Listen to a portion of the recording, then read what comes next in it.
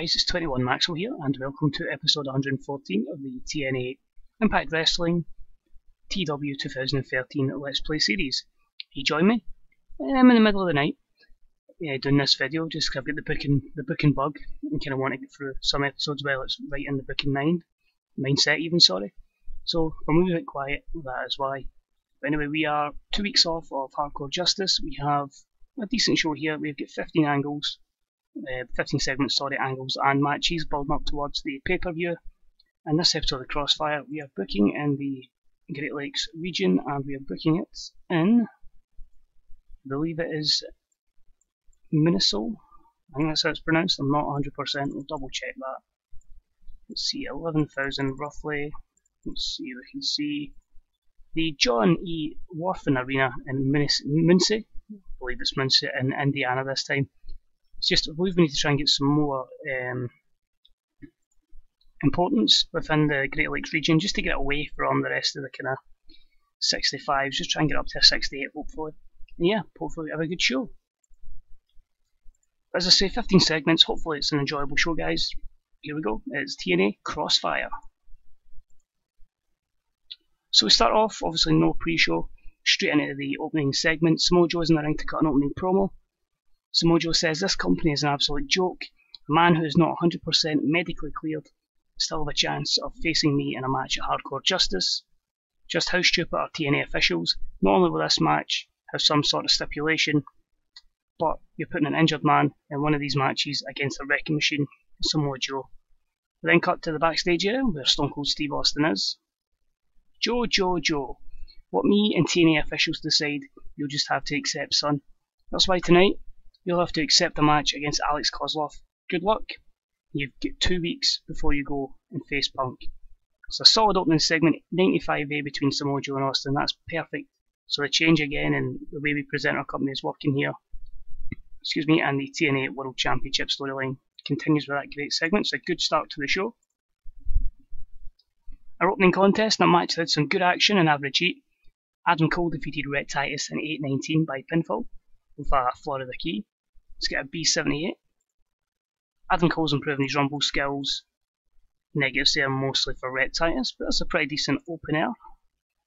Next up, an extremely short match. Jake Carter defeated the Amazing Red in 4:38 with the Avalanche, an F+16, but of course we have to build Jake Carter up from practically scratch. Johnny Devine did some good work at ringside, and of course the crowd were turned off by the two jobbers, but eventually Jake Carter will be presented as more than that. No worker improvements, and the dirt sheet has quite a few for Jake Carter, but we'll build it up over time. There's no need to worry about that. We can have that in the show. This is quite disappointing though. In a match that had some good action and average heat, Matt Sydal and Morrison defeated Mascara Dorada and Joey Ryan in 9:56 when Morrison defeated Dorada by pinfall with a running knee to the face. So at a C-56, the X Division storyline advances. I was hoping this was a bit better, because this hopefully the guys were putting in the X Division match. Joey Ryan is improving his flying skills. The dirt sheet has a lot of negatives there for holding back, poor gimmicks, fatigue, booking decisions, you name it. We'd probably hit a negative with it. An extremely short match, Bram defeats Robbie E in 2:42 by pinfall with a KO. This is a D+48.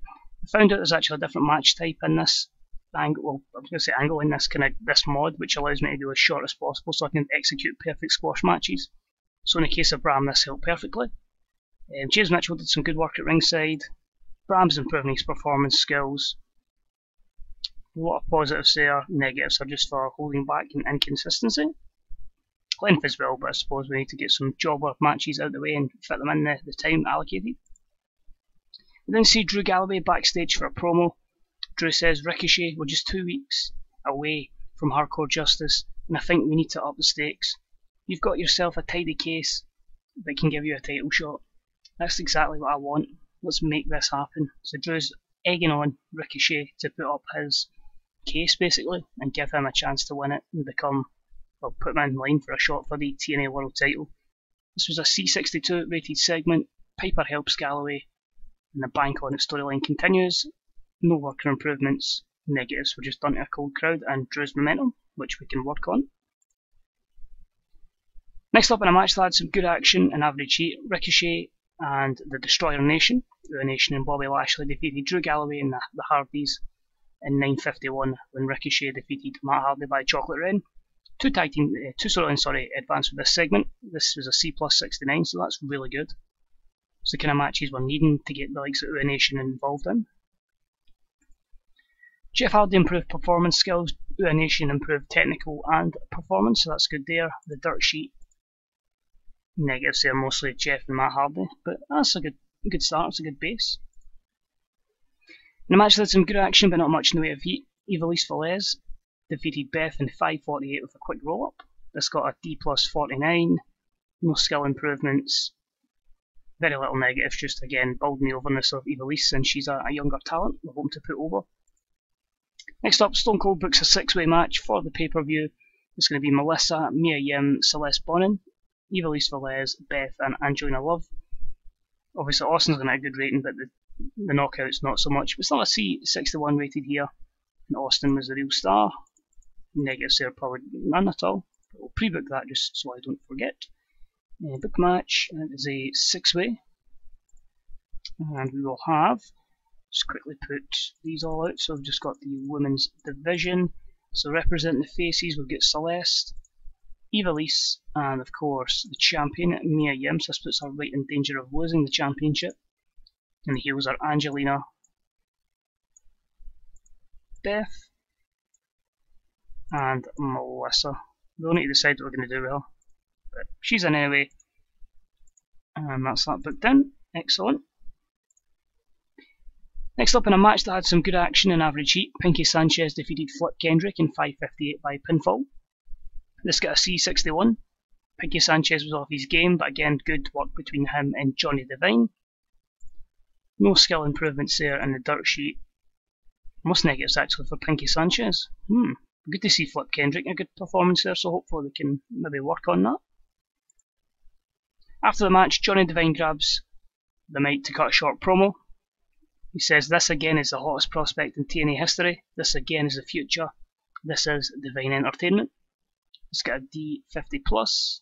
Obviously he's hyping up Pinky Sanchez after the match for a good victory. And again, we can work on the poor gimmicks and low momentum. We can continually build that up, hopefully.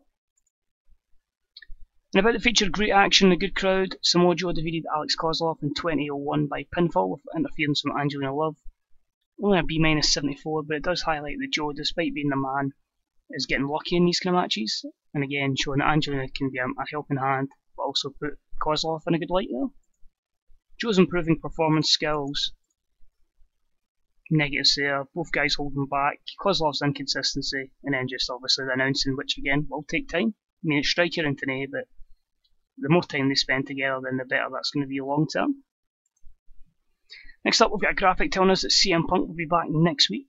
So he's back from his injury next week, and that's a B78. That was negative for being short. Oh dear, oh dear, oh dear, oh dear, oh dear, oh dear. Our main event has flopped, and this is going to cost us badly. And about the feature, great action and great heat from the audience. EC3 defeated Shinsuke Nakamura in 12:45 with a headlock driver, a 63C.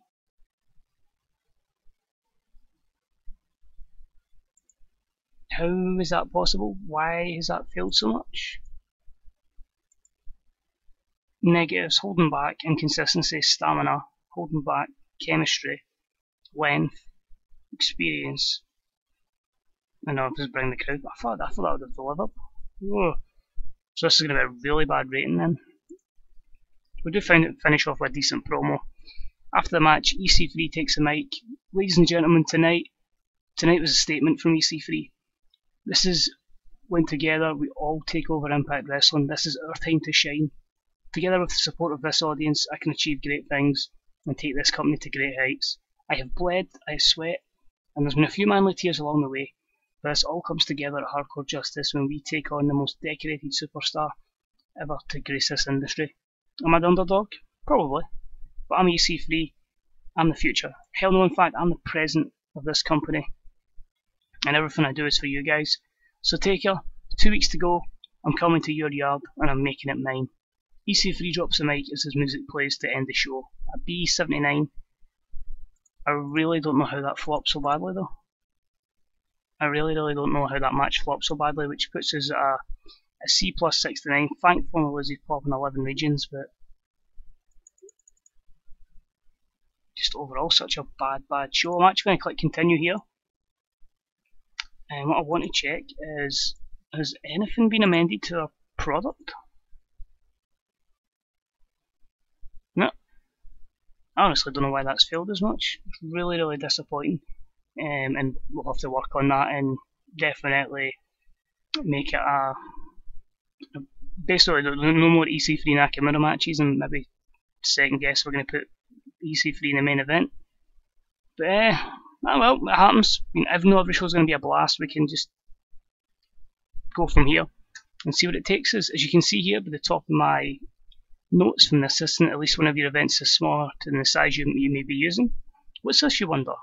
I can't show you through schedule, but I can confirm that I'm going to try and do a similar thing to the Beast from the East, and I've called it, what I called that again, I can't remember. I also got pre-book down here. Where is it? A Summer Abroad, yep. So we're going to book it in for the second week of August. We're just going to do a match, a show in England. So then only the FX one place. We'll put it as a large event, so not a pay-per-view. So any place that will get done by popularity will be just England, the part England we use. And I'm strictly just going to use workers who are on a written contract for that. So yeah, that's to look forward to, and that'll be maybe 3 weeks, I think, in game time roughly. But really disappointed with that rating. I really don't know what to say. That's probably been our worst show for a while. I'd be very surprised if we've anything like that recently. But it's something to learn from, and maybe EC3 is not quite ready to main event. Maybe we should have some more better build up towards it, better promos before instead of Pinky Sanchez, but it's all part of the learning process. We've seen Raw have a few howlers. Remember Adam Rose versus Dolph Ziggler main evented quite recently. So apart from that, guys, cheers for tuning in. If you did enjoy the episode, please leave a like. If you get any comments regarding the flop episode, please let me know in the comments section. Of course, any other things you like to see, any guys, the wrestler stats, more happy to provide them. And until next time, guys, it's 21 Maxwell. I'll speak to you all real soon. Bye bye.